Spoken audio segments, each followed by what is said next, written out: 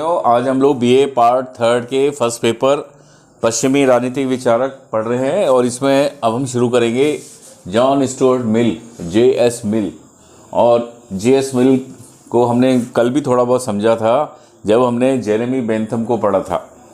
Bentham के विचार और उनकी जो आलोचना थी बेंथम के सुखवाद की, उसको हमने पढ़ा था।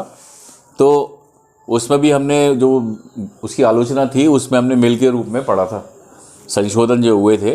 अब हम आज मिल के बारे में पढ़ेंगे, मिल की रचनाएं, थोड़ा जीवन परिचय और विचार स्वतंत्रताएं, विचार जो उसके हैं और कार्य स्वतंत्रताएं, ये फर्स्ट पार्ट में होगा। इसके बाद व्यक्तिवाद का जो सिद्धांत है उसके बारे में पढ़ेंगे, व्यक्तिवाद का समर्थन और उसकी आलोचना, और फिर प्रतिनिधियात्मक शासन संबंधी विचार। ये इंग्लैंड का ये पश्चिमी राजनीति विचारक था, लेकिन इसने जो लिखा है ये आधुनिक संदर्भों में बहुत ज़्यादा उल्लेखनीय है और पॉलिटिकल साइंस को कहना चाहिए कि ये बहुत हद तक पूर्णता पर ले जाता है। तो हम शुरू कर रहे हैं जॉन स्टुअर्ट मिल। कैसे तो पहले व्यक्तिवादी विचारक थे। लिकॉक ने व्यक्तिवाद के बारे में कहा है,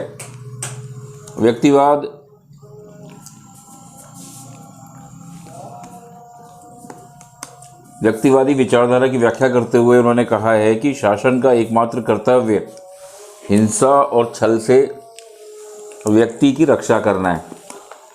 व्यक्ति के जीवन में राज्य का सकारात्मक हस्तक्षेप, चाहे वह स्वयं उसके लाभ के लिए ही हो, वांछनीय नहीं है।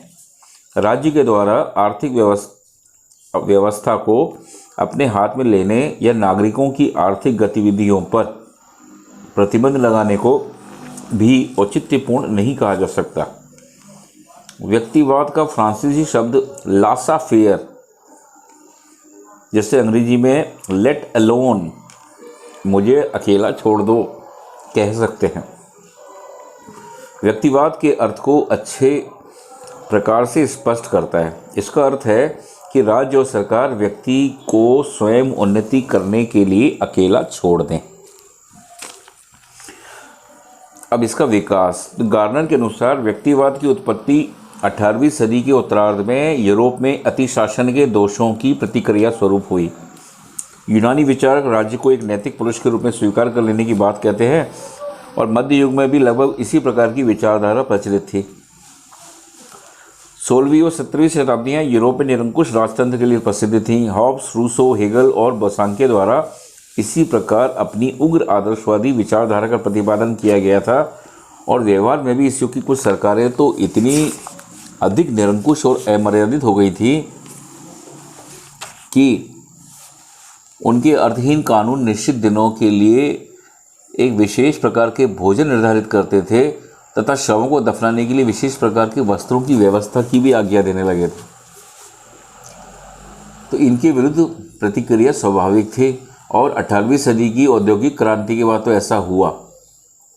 उद्यमी, प्रतिभा संपन्न एवं साहसी व्यक्ति ने स्वतंत्र रूप से कार्य करने और राज्य के अनुचित हस्तक्षेप को समाप्त करने की मांग करना प्रारंभ कर दिया। तो एडम स्मिथ, माल्थस, रिकार्डो, जॉन स्टुअर्ट मिल और हर्बर्ट स्पेंसर आदि विचारकों का समर्थन पाकर यही मांग व्यक्तिवादी विचारधारा के रूप में हमारे सामने आई। इसलिए हम कह सकते हैं कि व्यक्तिवाद 18वीं और 19वीं सदी का एक महत्वपूर्ण आर्थिक एवं राजनीतिक आंदोलन और दर्शन है जो यह मानकर चलता है कि प्रत्येक व्यक्ति अपने हितों का सर्वोत्तम निर्णायक है, जो राज्य को मानव की अपूर्णता का प्रतीक कहकर उसकी निंदा करता है और आर्थिक क्षेत्र में स्वतंत्र प्रतियोगिता का समर्थन करके राज्य का कम से कम हस्तक्षेप चाहता है। व्यक्तिवादी विचारक जो हैं उसमें Quesnay, Ricardo, Malthus, de Tocqueville, Bentham, Humboldt, Locke, Ferguson, Mill, Spencer, ब्रश, स्मिथ, डॉनिसफोर्थ और समनर हैं। लेकिन इनमें सबसे महत्वपूर्ण विचारक आता है John Stuart Mill. John Stuart Mill का भारत से संबंध ये है कि भारतीय स्वतंत्रता का वो बहुत बड़ा पक्षधर था और इस संबंध में उसकी गणना मिल्टन और वॉल्टेयर के साथ की जा सकती है। उसने अपनी स्वतंत्रता संबंधी विचारों की अभिव्यक्ति अपनी प्रसिद्ध कृति स्वतंत्रता ऑन लिबर्टी में की है, जिसकी तुलना इस विषय पर मिल्टन की एरोपेजेटिका से की जा सकती है।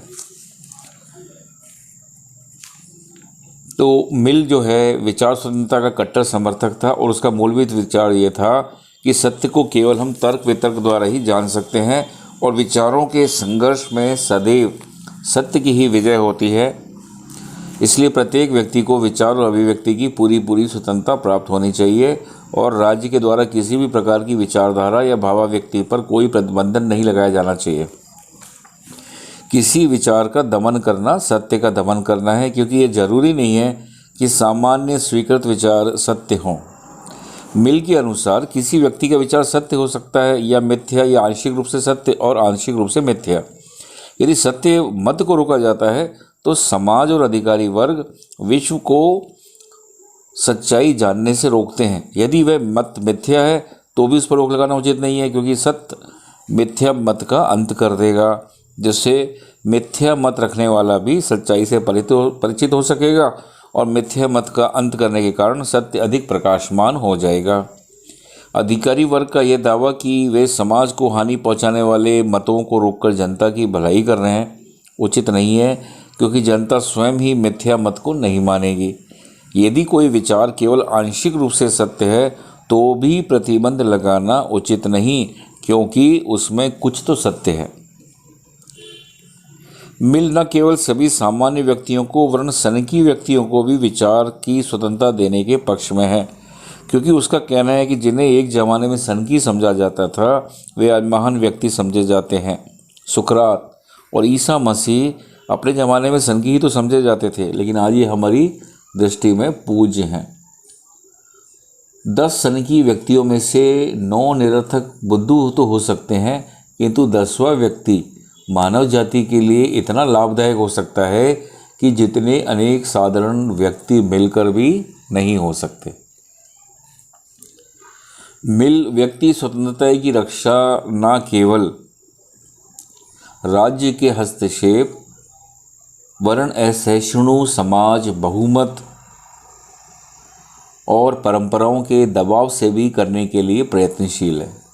सेबाइन का विचार है कि मिल को डर था कि स्वतंत्रता के लिए सबसे बड़ा खतरा सरकार की ओर से नहीं आता वरन ऐसे बहुमत की ओर से आता है जो नवीन विचारों के प्रति असहिष्णु होता है, जो विरोधी अल्पसंख्यकों को संदेह की दृष्टि से देखता है और जो अपनी संख्या की जोर से उन्हें दबा देना चाहता है। मिल का विचार था कि बहुमत सदैव ठीक नहीं हुआ करता, इसलिए बहुमत के द्वारा अल्पमत का दमन नहीं किया जाना चाहिए। वह इस बात पर बल देता है कि शासन को किसी प्रकार के दमन का अधिकार प्राप्त ही नहीं हो सकता, चाहे उसे इसमें जनता का ही समर्थन क्यों ना प्राप्त हो। इस संबंध में सर्वश्रेष्ठ सरकार को भी सबसे बुरी सरकार से अधिक अधिकार प्राप्त नहीं हो सकता। वह कहता है यह हानिकारक है कि जबकि शासन इसका प्रयोग जनमत के विरुद्ध करता है, और उस समय इससे भी अधिक हानिकारक है कि जबकि इसका प्रयोग जनमत के अनुकूल किया जाता है। यदि एक व्यक्ति को छोड़कर संपूर्ण मानवता एक ही विचार की हो तो भी मानवता को इस एक व्यक्ति को मौन रखने का इससे अधिक अधिकार नहीं हो सकता जितना कि उस एक व्यक्ति को, यदि उसके पास शक्ति हो तो संपूर्ण मानवता को मौन रखने का अधिकार हो सकता है। अब कार्य स्वतंत्रता। मिल के द्वारा विचार और अभिव्यक्ति की स्वतंत्रता के पूरक रूप में कार्य की स्वतंत्रता का प्रतिपादन किया गया है। मिल के अनुसार कार्य स्वतंत्रता में व्यक्ति का व्यक्तित्व प्रकट होता है और यह उसकी आत्मोन्नति का मार्ग है।